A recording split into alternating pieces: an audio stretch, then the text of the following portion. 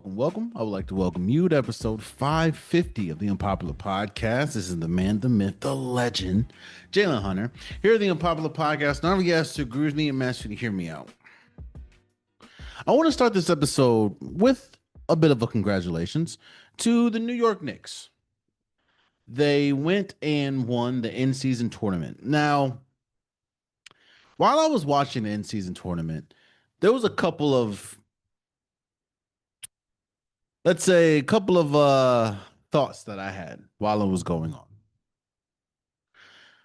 The first thought, and the number one thought is, I wanted to see if there was a true contender in the East.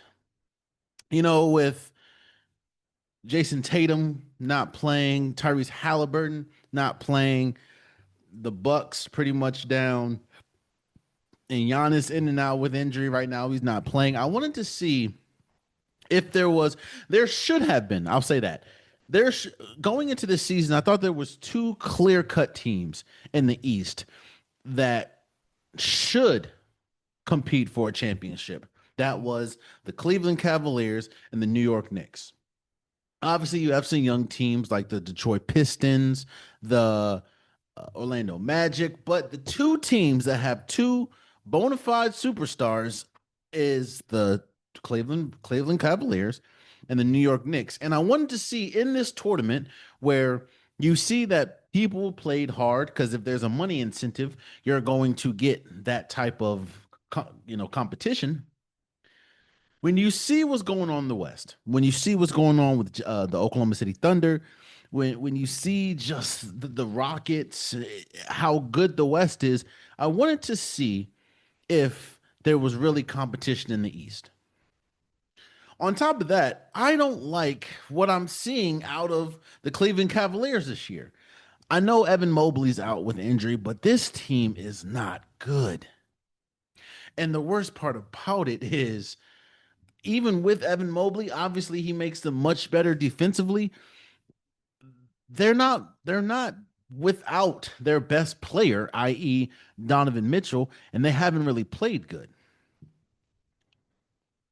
But when I watched the in-season tournament, it was clear that to me, there's really only one team in the East that can compete and for an NBA championship right now, and that is the New York Knicks.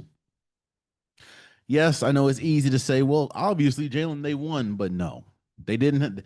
They lucked up and didn't have to play the Oklahoma City Thunder because the Spurs got them out of the way, and they beat the Spurs, which has Wemby. He's been playing incredible, but I'm not going to lie. I wasn't the biggest Mike Brown fan when I heard that he got the job as the New York Knicks coach. Not saying that Mike Brown isn't a good coach. Not saying that Mike Brown hasn't shown the ability to be a really good coach, hasn't had accolades in the league.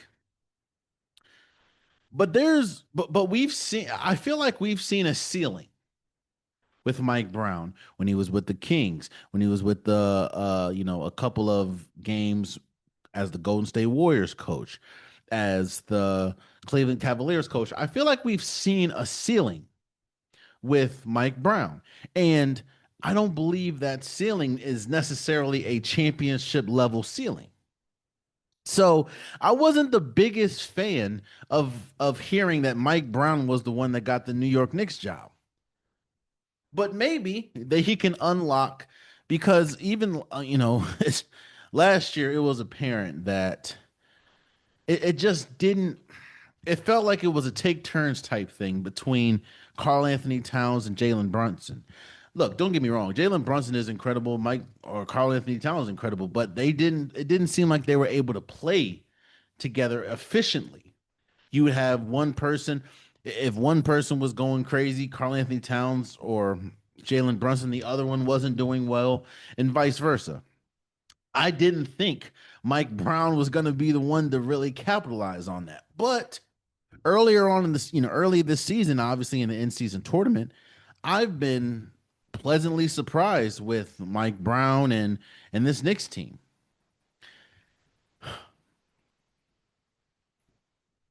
I'm still not 100% sure that I would trust them to go into any NBA Finals matchup with most of the Western Conference and they succeed or they come out as champions. However, after what I've seen from the beginning of this season, obviously, health plays a lot of part. We're hearing reports that Jason Tatum could return, possibly return this year. We're hearing reports, even though I don't believe it, we're hearing reports that Tyrese Halliburton maybe could return again. I don't believe it, but we'll see. Um, Outside of that, and again, no disrespect to the Detroit Pistons, they've been incredible. No disrespect to the Atlanta Hawks. No disrespect to anybody, but or Orlando Magic.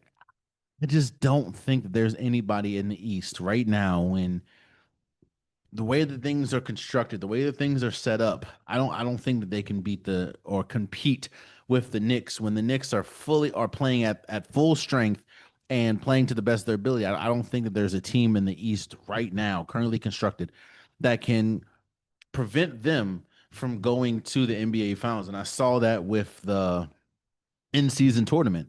I know it's different when there's not really a series, but Jalen Brunson went crazy. Karl Anthony Towns went crazy a couple games.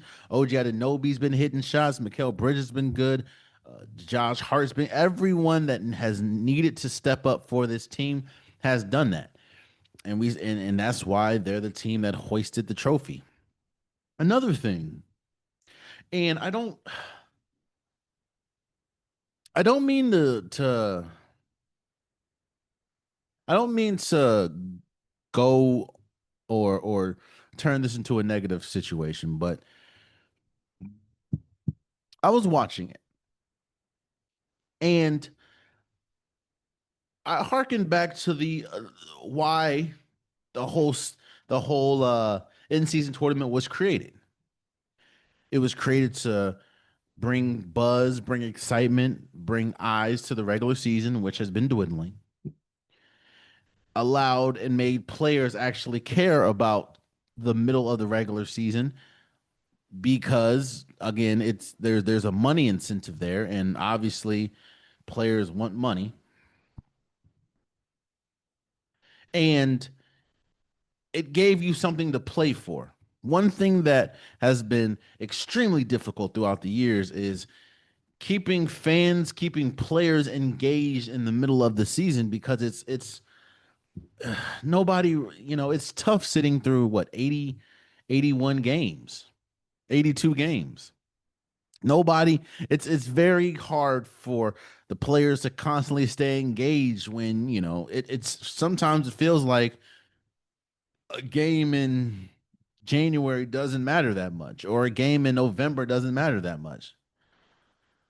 Um, and what I'm getting to is while watching the in season tournament and also getting it's no coincidence that you had to really go and search this year more times than any other year that the in-season tournament was going on. You had to really search for the viewership percentage and everything like that. And turns out, while viewership is higher than it usually is at this time of year, it is definitely decreased from the start of the in-season tournament and even last year. So, and I remember last year I was talking and I said the Milwaukee Bucks winning it was the best thing that could have happened to it because you hope that stars, right? If you look at the people that are three teams that have won the in-season tournament, it's been the Los Angeles Lakers, LeBron James. It is the Milwaukee Bucks and Giannis Antetokounmpo and Damian Lillard at the time, and the New York Knicks with Jalen Brunson and Karl Anthony Towns. So you want the stars to care. You want it to be important for to them so that it'll be important to the young players. It'll be important to the fans. You don't want to go and see your favorite player sitting on the sideline in street clothes. But I fear and I wonder, man, if the luster that the NBA so hoped that the end season tournament would bring has fizzled out. Because again, I don't know if you guys have noticed, but usually when something is successful and whoever's putting it on eyes, they like to tell you that it was successful, i.e., they talk about the Super Bowl. They always talk about the Super Bowl numbers. They talk about the halftime show. They always talk about the halftime show numbers. It seems like every single season, towards the end of the season, or if there's a big WNBA or big college basketball game, they'll show you the viewership, they'll show you the attendance. They want to promote, whoever it is wants to promote something positive. So they're going to show you something positive that happened. Well, we haven't heard much about the in-season tournament viewership. That is because they have went down. They've kind of leveled back. And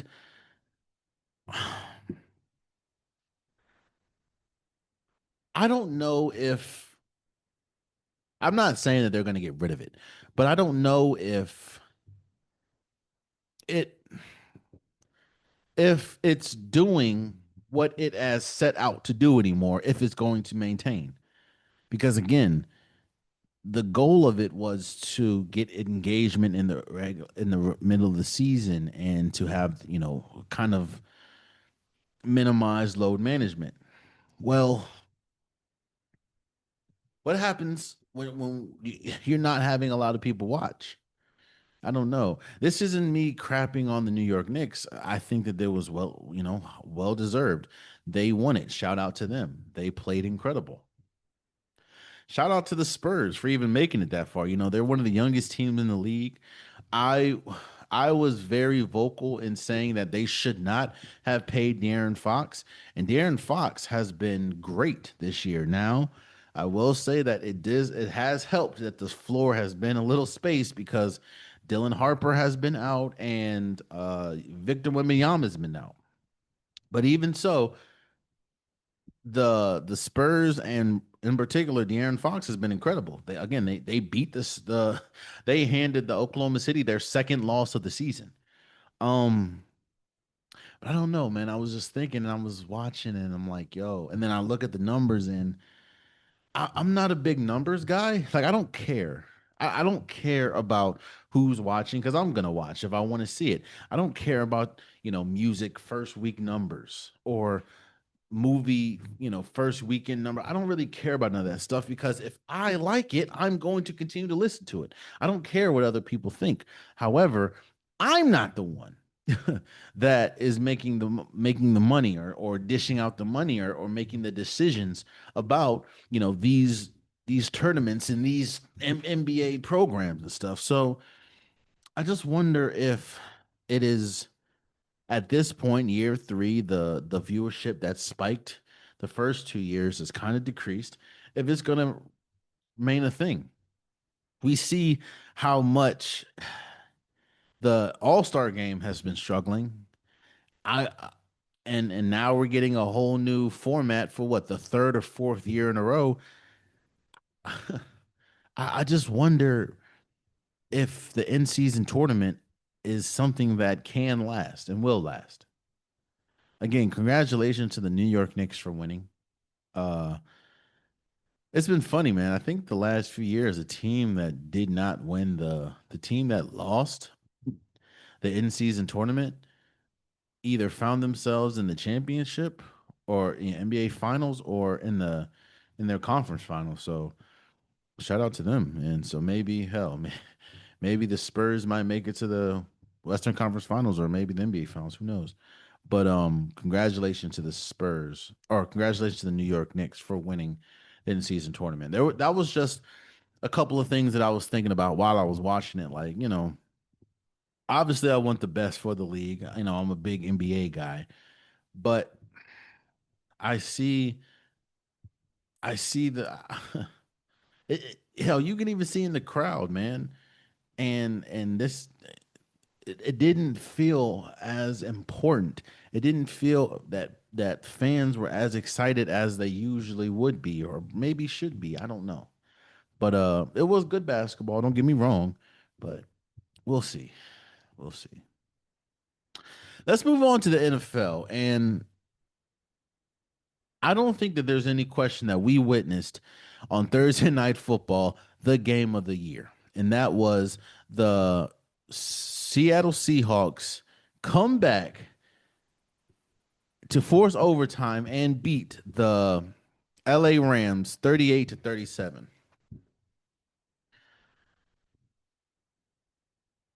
If you just look at the numbers don't actually scratch that. The numbers tell the story completely. If you look at it, Matthew Stafford threw for 457 yards. Sam Darnold 270. Kenneth Walker at 100.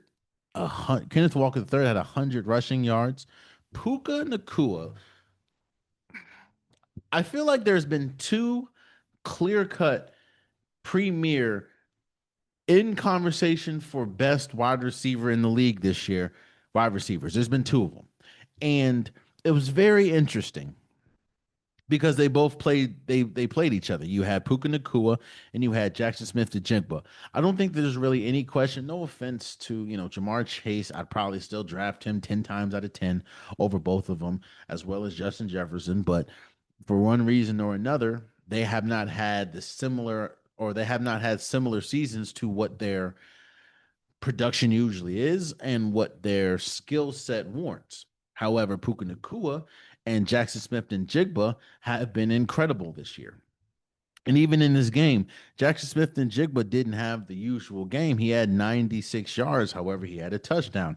Puka Nakua, first and foremost, P.S. I don't, he's had himself a maybe 2, 3 week, month stretch for him from just some of the decision making him and the people around him have been making is kind of crazy. Um, hey, I don't know, bro. But in this game, Puka Nakua 12 receptions for 225 yards and two touchdowns.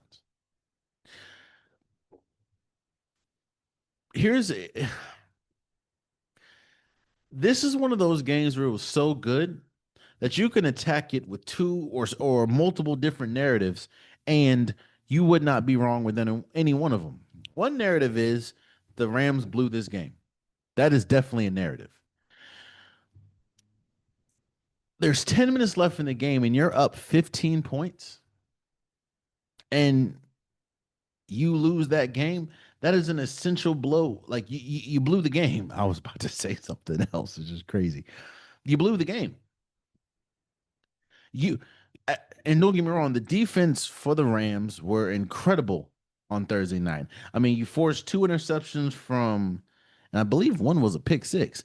You forced two interceptions from or by you. Whoa. You intercepted Sam Darnold twice, and you made Cooper Kupp fumble. So you forced what, three turnovers?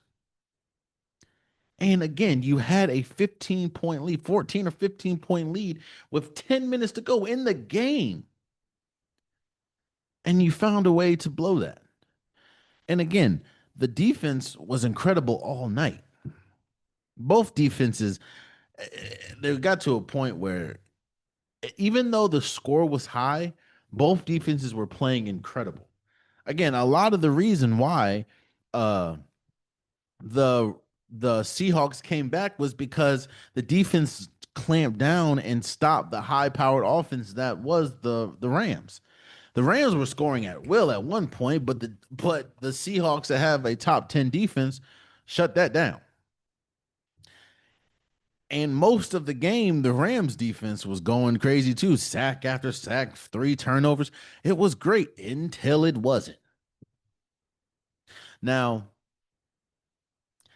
let's talk about that 2 point conversion. People that didn't watch, the Seahawks scored the ball. It is 30 to 38 or 30 to 28. I'm sorry. They have to go for a 2 point conversion. And if they would have got the 2 point conversion, it essentially would have been a The game would have been over if they didn't get the 2 point conversion. You had about maybe 2 minutes or a minute and a half left. You needed the 2 point conversion, and Sam Darnold throws the ball. Now, I am not the greatest of. I mean, I have really good eyesight, but I don't. I'm not gonna say I have the best eyesight. Let's say that. Nor am I gonna say. I mean, I've watched the NFL my whole life, but I'm not gonna sit here and say that I understand everything. Right? From my eyes, it looked like Sam Darnold passed the ball, and it was sort of it looked like a forward pass while it was on the side, it looked like a forward pass. However, it hit the Seahawks defender's head, which then the ball rolls into the end zone, and I think Zach Charbonnet picks it up. They rule it dead. They rule, this, that, and the third. However, they're reviewing it. And I keep hearing Al Michaels say, that looks like a backwards pass. And they keep showing replay after replay after replay after replay after replay after replay after replay. And I keep saying to myself, that doesn't look like anywhere close to a backwards pass.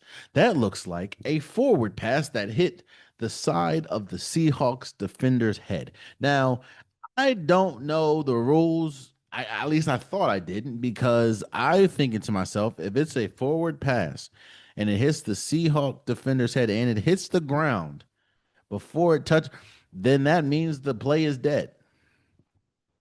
Somehow they come back and rule that it was a backwards pass, which I guess means it was a fumble, which shout out to Zach Charbonnet for picking it up in the end zone, which means that the 2 point conversion was good.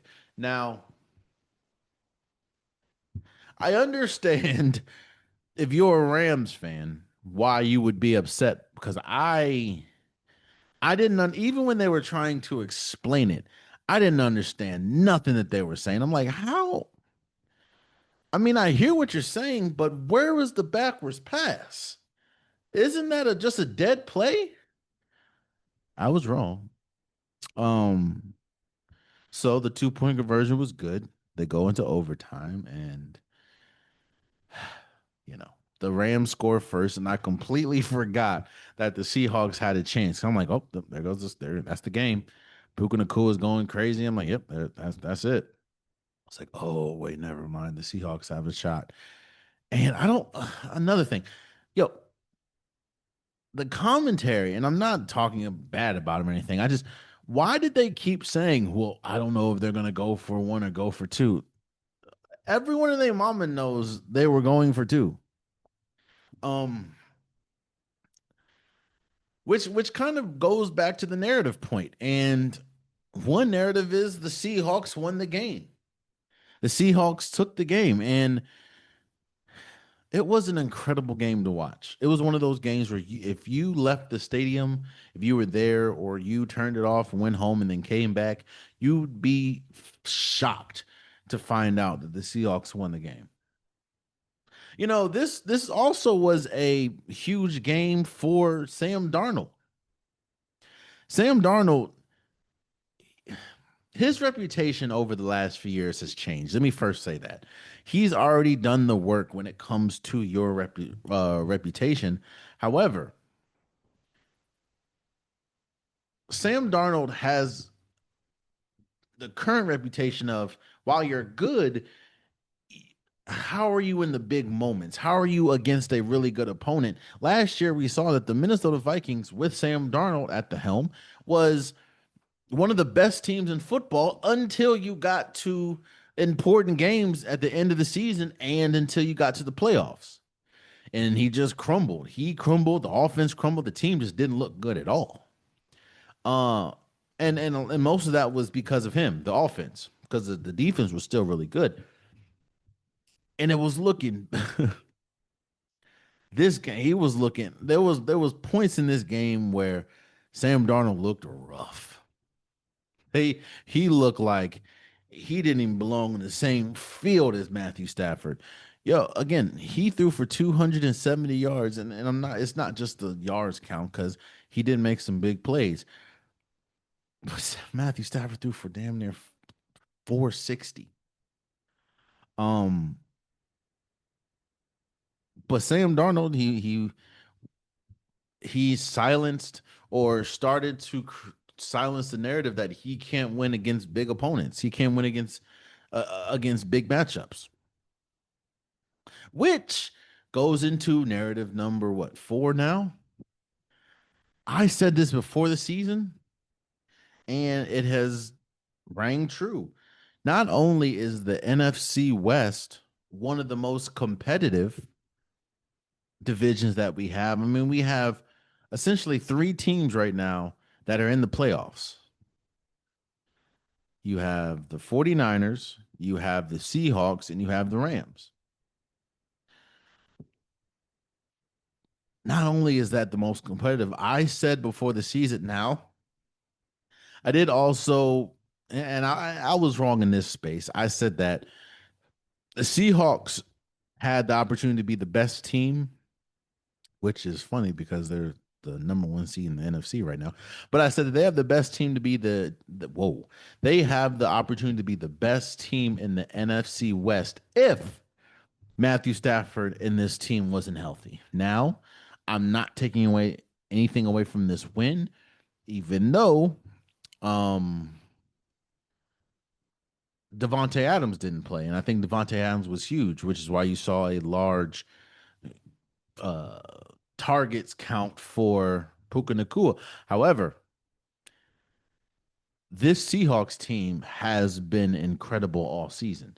The offense has been explosive. Like I said, the 2 best wide receivers in the league this year has been Puka Nakua and Jackson Smith and Jigba.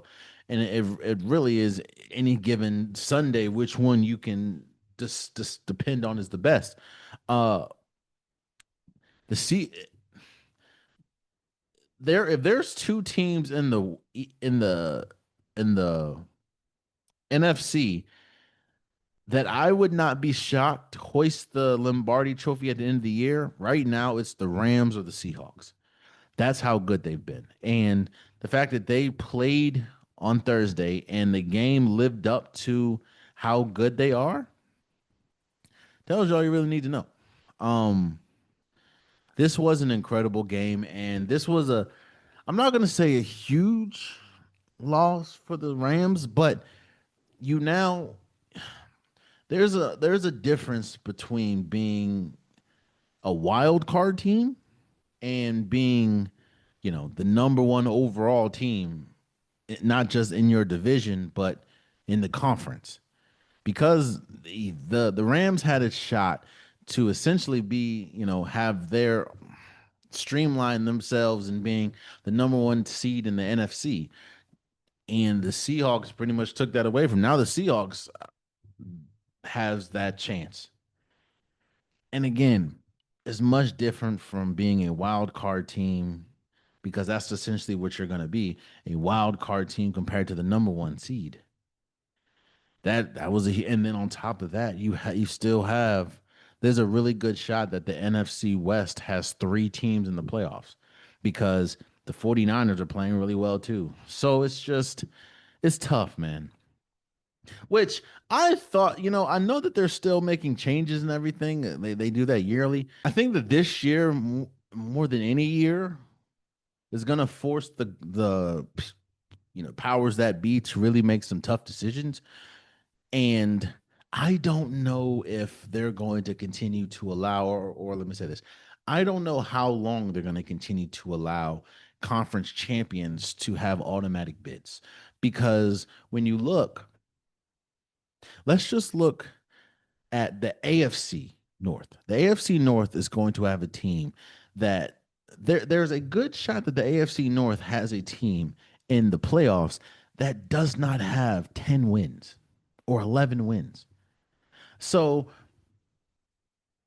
and then on top of that, you have teams that aren't even going to make the playoffs because their division is too good that have 10 to 12 wins. If you go here, look at the, in fact, I'm going to look up, give me a second. Um, right now, the Seahawks, no, right now the Rams are 11-4. The 49ers are, give me a second while I look that up.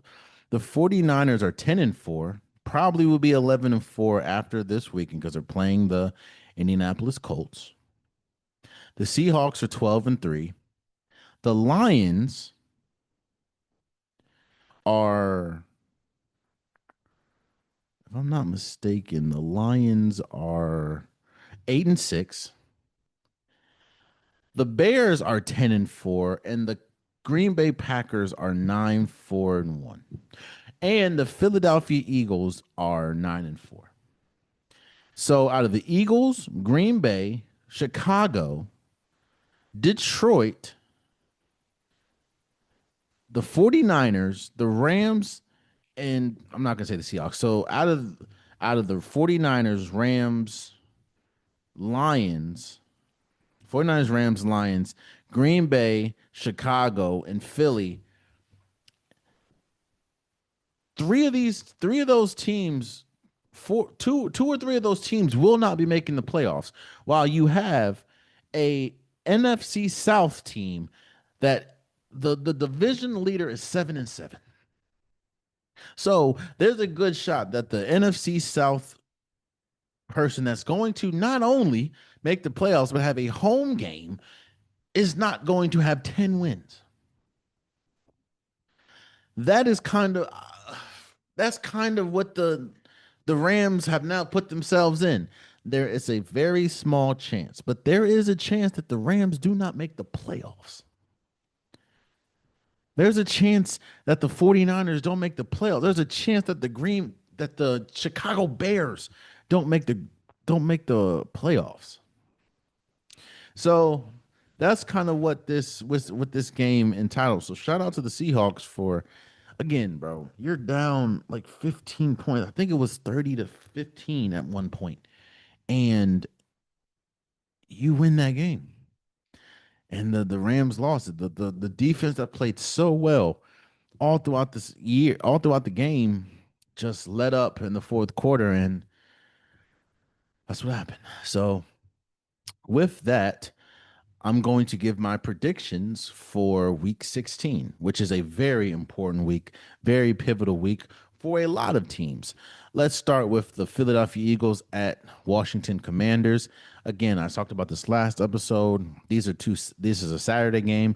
I talked about this last episode. The best news I heard from the Commanders in weeks is that Jaden Daniels is out for the season. That sounds incredibly harsh, but no, they were trying to play, and I know that there was a part of Jaden, there was a good part of Jaden Daniels that wanted to play, but no, I'm not going to say that he's injury prone. I don't think that's fair to him.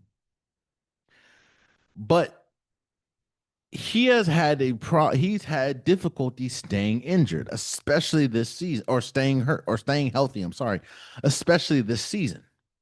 And if we're not playing for anything for like 3 games left, what are you risking it for? It's not like a Tyrese Halliburton, Jason Tatum situation. Tyrese Halliburton, he knew the risk, but it's a game 7 of the NBA Finals. 10 times out of 10, you're gonna play. Jason Tatum knew he had a lower extremity injury, but he said, it's the playoffs. He know the risk. The Washington Commanders aren't making the playoffs. So no, they should not be playing. Or Jaden Daniels should not be playing. Let him rest up. Let him get 100% healthy. Remember, he has a dislocated elbow. Let's just wait until going into this offseason, Washington's going to have a top 3 amount of cap space. Let's just let's rest up and try to retool. So because of that, Philadelphia, I think they're gonna win. Which, quiet as a kept, the whole divisional winner being different in the NFC East, it's been the same thing for like 20 years now. That's going to change. This is going to be the first in a while that a NFC East division winner has repeated from the previous year. So I got Philadelphia winning. Green Bay at Chicago. This is a uber important game for both teams. I think this is more important for Green Bay because Chicago is in the playoffs right now. In fact, if I'm not mistaken, Chicago is the divisional leader. And I like what Chicago's doing on the defensive side of the ball. I like the schemes and the offensive flow that Ben Johnson has created for this team. Uh, you know what? I'm gonna go with Chicago. I think that the Micah Parson injury was is huge for this team, even though they still have a good roster. I just think that Micah Parson injury was catastrophic. Um, so I'm gonna go with the Chicago Bears. Those are the Saturday matchups. On Sunday, you have Buffalo at Cleveland. I'm gonna go with Buffalo on that one. Cleveland, they can't even get their the quarterback wristband right. Like, Jesus. Chargers at Dallas. Now, this is going to be a better game than I think a lot of people think, especially when you look at the injuries that's on the offensive side of the ball for the, or more specifically, offensive line for the Chargers. I'm gonna go with the Chargers because I think this game is more important for them than the Cowboys. The Cowboys, they're not mathematically eliminated, but they have to win all their games, and the Philadelphia Eagles have to lose all their games. I don't foresee that. So I think the Chargers are going to win. Kansas City at Tennessee. First game without Patrick Mahomes. I think they seven people are listed as out for this game for the Kansas City Chiefs. I'll say this, bro. I know it's been really slim pickings when we talk about things to be excited for as a Tennessee Titan fan. Um, this is one of those games where you gotta win the game. I know the defense for Kansas City, even though it hasn't been great this year, it's still better than Tennessee. Uh, I'm gonna go with the. I think this is the first time this year. Mm, Garner Minshew at the helm. No, I'm gonna go with Tennessee. I think Tennessee got to win this game. Man, I know it doesn't really matter in the grand scheme of things, but yeah. Cincinnati at Miami. This is the Quinn Ewers game. We talked about, I believe, last episode, or at least in a reel that I did, that they're benching Tua Tagovailoa. Uh, yo, and like I said, actually, it wasn't last episode; it was a clip, so I'll say it here. Tua had every opportunity, and I don't think it's just because they lost to the Steelers. I think that was the icing on the cake. The analogy that I've used before is usually when a job fires you for unless it's like a egregious incident, if they fire you for something that seems little, they're not firing you just for that incident. They've had a case built on you, and they're just waiting for the icing on the cake. I don't even think the loss to the Steelers on Monday Night Football was the icing on the cake. It was after the fact, and you're, he and ha ha and laughing and stuff on the field in front of cameras with Jalen Ramsey, who is, I know he previously played for the Rams, but they just beat y'all. And there was a sliver of hope to make the playoffs for the Dolphins. That was out because they lost. And now you laughing and joke. That was the icing on the cake. Tua is Tua. It is clear that he has talent, bro. You have to have talent if you lead the league one year in passing yards.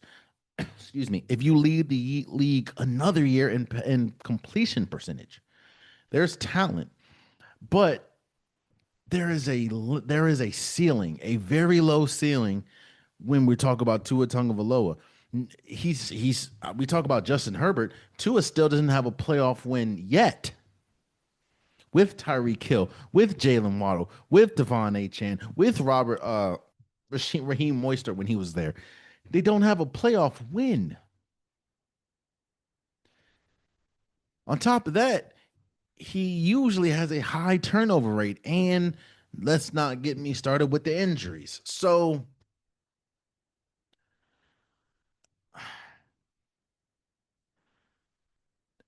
it was a matter of to the I believe they been had a case file on Tua, and the only thing that was keeping Tua afloat as a starting quarterback was the fact that they were paying him as much as they were paying him. You know, um, I say all that to say both of these teams, Miami and Cincinnati, have gone through a lot this week and in the last few weeks. I mean, you don't we don't know how happy Joe Burrow is in Cincinnati, but Cincinnati, I think they're getting T. Higgins back this game. So Quinn Ewers against Joe Burrow. I'm gonna go Joe Burrow and the Cincinnati Bengals.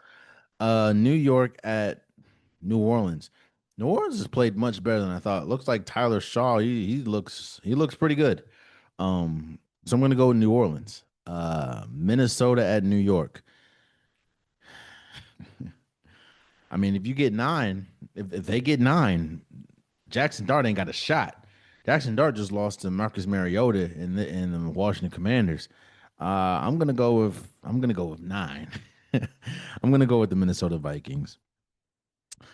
The we talked about this last episode, man. It doesn't seem like anybody in NFC South wants to win. Well, we're gonna see. I believe the winner of this game is gonna win the NFC South. That is the Tampa Bay Buccaneers at Carolina. The injuries have played a major part in the season being what it was or what it's been for the Tampa Bay Buccaneers. They haven't. There was one point where they looked like a juggernaut, and then people just started falling left and right. To the point where Mike Evans is about to break his 1,000 yard streak, which I believe he's tied now with Ray or Jerry Rice. Um, In Carolina, when you count them out, one minute they look god awful. They look like one of the worst teams in football. Bryce Young was like one of the worst quarterbacks in football. And then the next week they look like juggernauts. Um, I'm gonna go with the Bucks.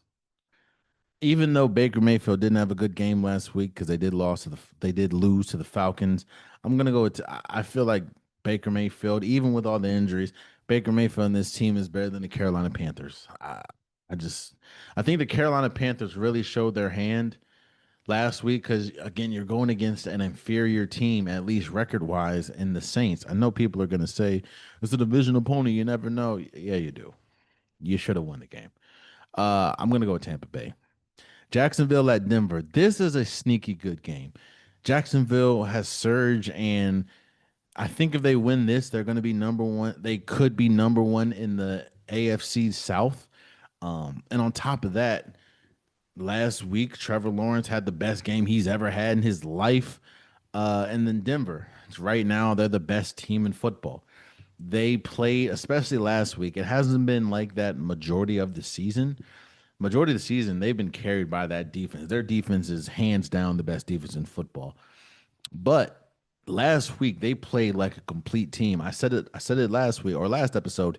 If they play like that, they are the best team in football. They're going to win the Super Bowl. Um, I'm going to go with Denver. You're at Denver, and I don't. I know it's. I don't think he's going to need 6 touchdowns, but I think it's going to be really tough navigating around this Denver defense. So, especially if you're not the most mobile of quarterbacks, which Trevor Lawrence isn't. So, I'm going to go with Denver. Atlanta at Arizona. I think Arizona is barreling towards a full rebuild. Uh, I'm going to go with Atlanta. So, Pittsburgh at Detroit. This is a see. This is a very important game for both the Steelers and the Detroit Lions. The Detroit Lions need to win, essentially win out to have any chance at making the playoffs, especially when you see the Bears and you see the Green Bay Packers and how good their record is. And the Packers beat, I know that they kind of went back and forth, but the Packers, or they went 1-1, but the Packers beat the Lions. The Lions need to win out. And this is the toughest game. Well, the second toughest game that the Pittsburgh Steelers has for the rest of the season. They have the Lions. Then, if I'm not mistaken, the they have the Browns. Then they have the Ravens. You're probably going to beat the Browns. The Ravens, like you the Ravens would need to, because the Ravens have the Patriots, which we're going to talk about in a second. Patriots, Green Bay, then Steelers. The Ravens need to win two out of three. One of the two being the Steelers. The Steelers need to win two out of three. This is going to be the so I'm gonna. I just think Detroit. I know that the Steelers have been surging a little bit, and I know the Steelers' offense has looked pretty good the last few weeks. Um, and I know that the Detroit Lions defense, especially due to injury, hasn't been good, hasn't been great. I'm gonna go with Detroit though. I think that offense. See, the Steelers haven't really played it. Even though the Ravens they forced like five turnovers, I think the Detroit Lions offense is gonna, especially with first and foremost, pause. Why is the news that did TJ Watt puncture a lung, or did the coaching staff or the medical staff puncture TJ Watt's lung? Like, why is that not being discussed? I don't know. I'm gonna go with Detroit. Raiders at Houston. Raiders aren't good. Max Crosby needs to get up out of there. And Houston has, in my opinion, probably the second best defense in football. So I'm going to go Houston. The big game. Actually, let's go to Monday real quick. San Francisco at Indianapolis. Even look, I think the actual story of this game is the Colts came out essentially and said that Anthony Richardson is available to play, but we're still going to stick with uh Phillip Rivers. And it goes back to what I said, bro. I don't think he is going to get out, at least in Indianapolis. He's not going to get an opportunity again to start. If they trust a 44-year-old quarterback over Anthony Richardson, the damage is done, bro. The 49ers I have winning that game, but it's just telling that, yeah, it's over for Anthony Richardson, in my opinion, in Indianapolis. Is over with. At least over with in the terms of him being a starter. I know you have 3 games left, but if you have 3 games, yeah, yeah. Now let's get back to Sunday Night Football. The New England Patriots at Baltimore. Obviously, this game means more to Baltimore than it does the Patriots. Baltimore is literally clinging for their playoff lives. Again, I said they have to win 2 of the next 3, and the one of the two has to be the the Pittsburgh Steelers. Um, last game of the season.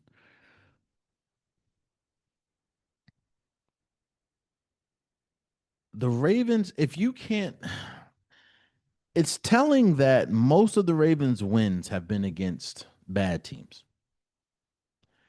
Uh, Now, yeah, they look competitive early in the season. I mean, they were the first game of the season, they were competitive, but they lost that. They lost to the Lions. They lost. They lost to the Chiefs. They lost to the Steelers. It's not lost on me that they most of their wins have been against bad teams. And also the same can kind of be said by the New England Patriots. I talked about this earlier in the season that I believe that they're this year's Washington Commanders. The Washington Commanders last year, they're the teams that they played helped tremendously in propelling them into the playoffs, and they also ran into injured teams, which helped them make it to the NFC Championship. The best team that the New England or that the New England Patriots, I'm sorry, beat was the let me see, was the Bills. But then we saw in the rematch, they were up big on the Bills, and the Bills came back and won. But when you look, they played the Raiders and lost. The Raiders aren't making the playoffs. Dolphins aren't making the playoffs. Steelers might not make the playoffs. Panthers might not make the playoffs. We talked about the Bills. Saints aren't making the playoffs. Titans aren't making the playoffs. Browns aren't making the playoffs. Falcons aren't making the playoffs. Bucks might not make the playoffs. Jets aren't making the playoffs. Bengals aren't making the playoffs. Giants aren't making the playoffs. So the two out of three teams, right? Or the teams that you possibly could make the playoffs is the Steelers, you lost. The Buccaneers, you won. However, they were hurt. The Panthers, you destroyed, but we know they're Dr. Jekyll and Mr. Hyde. And then the Bills again, and you lost. I'm still going to say that this is a more important game for the Baltimore Ravens because if the Patriots lose this game, you go from being first in your division to still making the playoffs. But the Ravens need this game much more. However, the Patriots need we are really going to see because you're playing a desperate team. The Ravens are desperate, and they looked damn good, even though Lamar Jackson, the offense didn't have to do much. They looked damn good against the Cincinnati Bengals, a team that just beat them by like 14 or 15 points on Thanksgiving.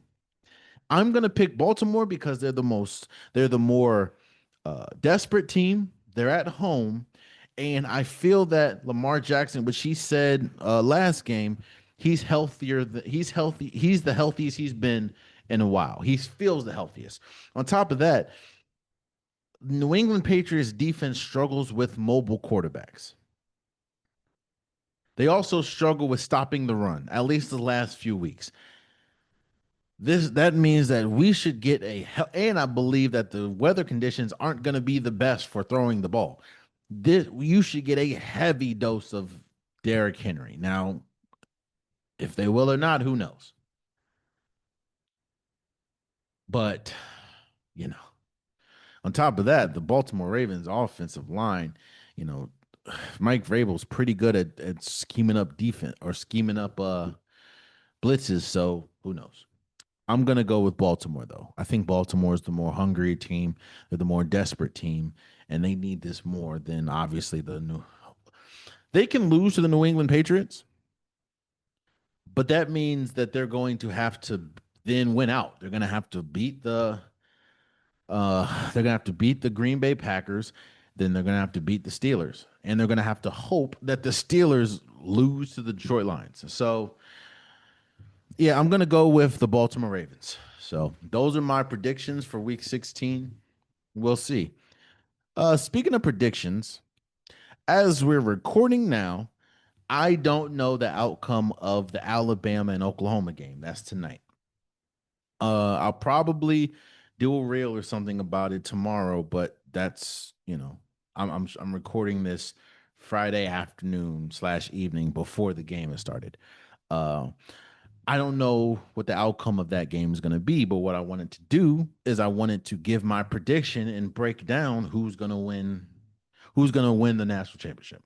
You know, uh, let's start with in my opinion, the most lopsided one, and I'm going to go game by game and who I think is going to win. There you go.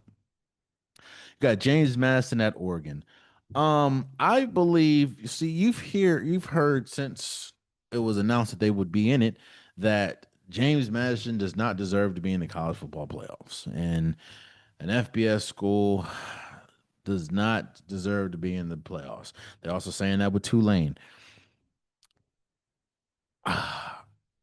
The only reason I would agree is because of strength of schedule. While, yes, they won their conference and, they hoisted their division conference trophy, there's no way that you can look at James Madison's strength of schedule compared to Notre Dame's. And Notre Dame had a weak strength of schedule. There's no way that you can look at them and think that they're comparable. Better yet, there's no way that you can look at Alabama's strength of schedule and James Madison's strength is Alabama's strength of schedule is leaps and bounds, far and away better than James Madison. Better yet, even though the records aren't the same, look at Florida's strength of schedule. Oh, better yet, better yet, better, better, better, better. Look at Villanova or look at Vanderbilt's strength of schedule compared to James Madison. That's the only reason why. Like Vanderbilt has a much tougher strength of schedule. Now I know James Madison has a better record, but still. With that being said, you're going into Eugene, Oregon, and I believe Oregon is going to try to make an example out of James Madison. Not just because they should be in the play, but Oregon has some. I mean, remember last year, Oregon was a number one overall seed, won the Big Ten, and they were rewarded by having to play Ohio State the first game. I think Oregon has some things to prove, and I think Oregon wants to be at their best. And I think Oregon looks at James Madison as a tune-up game for Texas Tech. So I'm going to go with Oregon winning that game. Again, I don't know the outcome of Alabama and Oklahoma. However, Oklahoma did beat Alabama once this year. And for the life of me, I don't. Neither one of these teams are walking into the college football playoffs playing their best. Oklahoma hasn't played really well even since Mateers got back, and Alabama has not played well in over a month. And then we saw what happened when they played in the SEC championship against Georgia. They got their doors blown off. Neither one of these teams are good. I'm gonna go Alabama. And I'm not saying Alabama confidently. I just, yeah, I don't think, Alabama. I don't think neither one of these teams are really that good right now. So I'm just gonna go Alabama. Um, Tulane and Ole Miss. Now I don't. I think that everything that I just said about the power or the FBS not making the college football playoffs or the group 5. I think that they're going to um I think the outcome of this game is going to strengthen a lot of people's either argument for or against a team like Tulane making the college football playoffs because you're about to go up against an Ole Miss team that essentially doesn't have a head coach. We all know what happened with Lane Kiffin and everything. Tulane can win this game, but I don't think they will.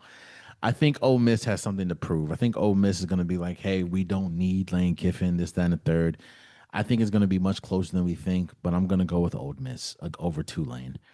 Miami at Texas A&M. Now, a lot of people are picking Tech or Miami over Texas A&M. I am not one of those people. As an Oregon fan, I know Mario Cristobal in these big games isn't that good.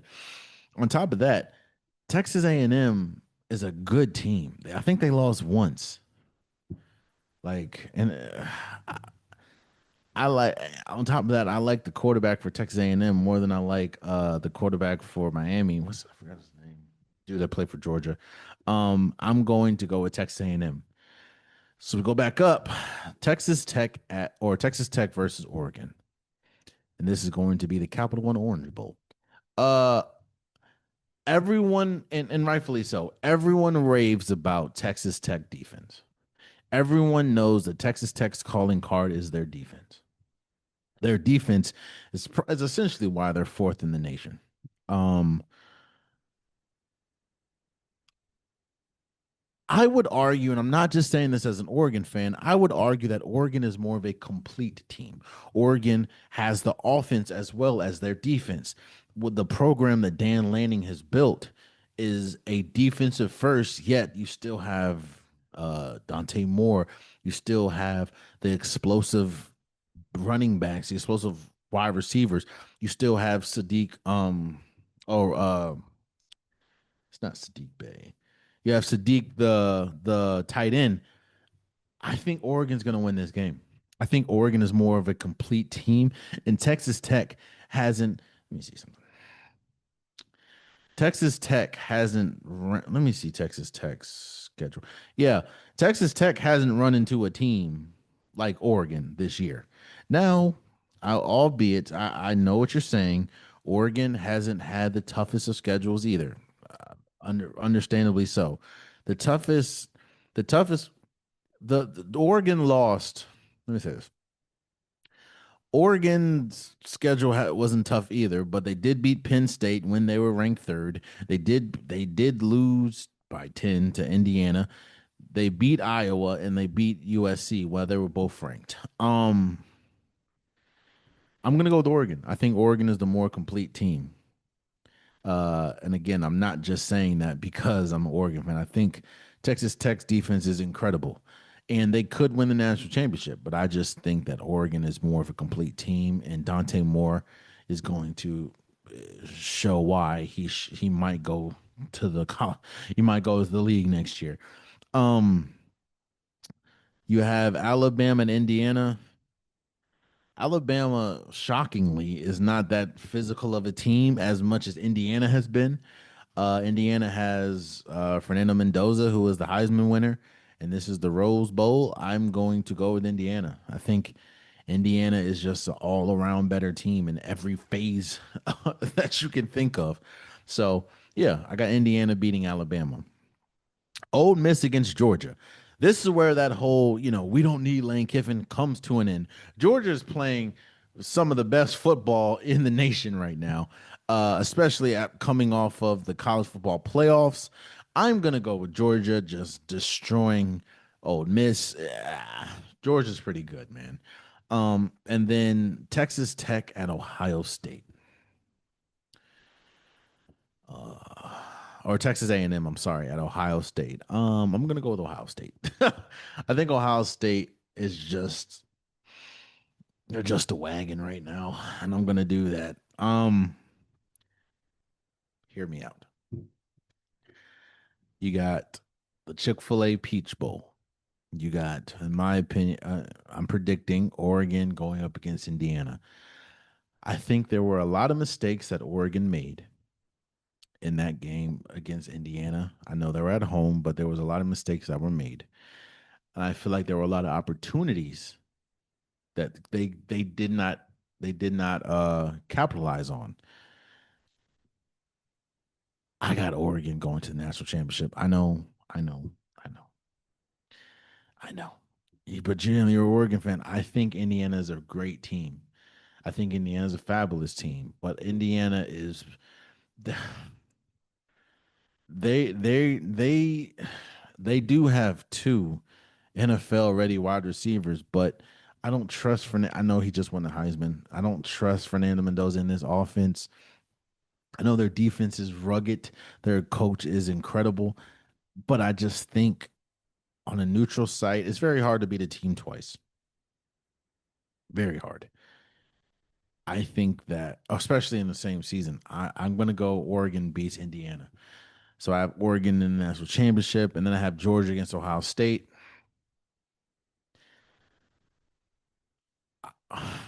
Mm, this is tough. Mm. Ohio State, they have Julian Saying, they have Jeremiah Smith, who hasn't he's had moments, but he hasn't had the best of season, but he hasn't had to.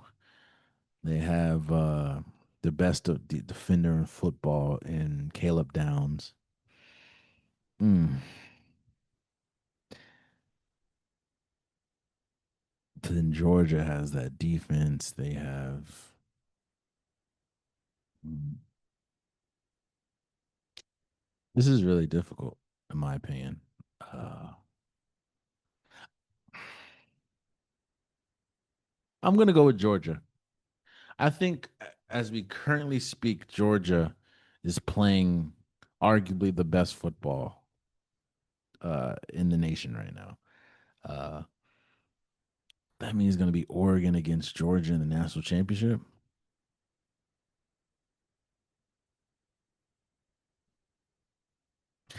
I got Oregon win the national championship. Yep. I got Oregon win the national championship. I'm now, yeah, whatever. I got Oregon win the national championship. Let's move forward. Um, I'm not. I know this happened. By the time that you guys hear this, this has already happened. So I'm just gonna probably do a reel about it. But that's the Jake Paul Anthony Joshua fight. I don't know what's gonna happen, but I have hope. I don't think there. I don't think there's any way, shape, or form that um Jake Paul wins this fight. I don't. This will be the first time he's fighting a legitimate in their arguably in their prime fighter. Okay, he's not in their prime, but Anthony Joshua's not in the prime. But you're fighting a legit fighter that's in a much. He's much taller than you, much bigger than you, and a bit. It's I I don't foresee how he wins this fight, but who knows? I could be wrong.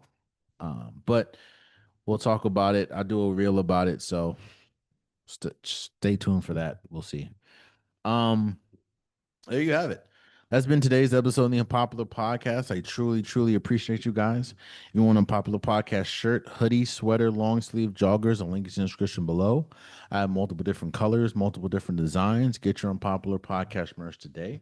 Also, please subscribe to the YouTube channel. I'm trying to get as many subscribers as possible. Tell a friend to tell a friend to tell a friend to subscribe if you like the content. Again, I appreciate all you guys. I'm trying to grow the podcast. I'm hopefully I'm back. This is going to be a continuous thing. And I can't do it without you guys' help to grow the podcast. So please tell a friend to tell a friend to subscribe. It means a lot. Also for the DSPs, Apple Podcast, Spotify, SoundCloud, wherever you want to hear this luscious voice of mine, please subscribe, please share, please comment, please rate. It means so much to me. Uh, and for the socials, Instagram, TikTok, Facebook. I post pretty much daily. I post a bunch of reels. I post stories. That's probably the quickest way to get to me. If you leave it in the comments, just keep it respectful, and I don't mind going back and forth. It just means that you're listening to me and you have an opinion, both of which I do appreciate. So again, keep it respectful. Leave in the comments. We can go back and forth. We can debate. I appreciate you guys. Until next time, much love.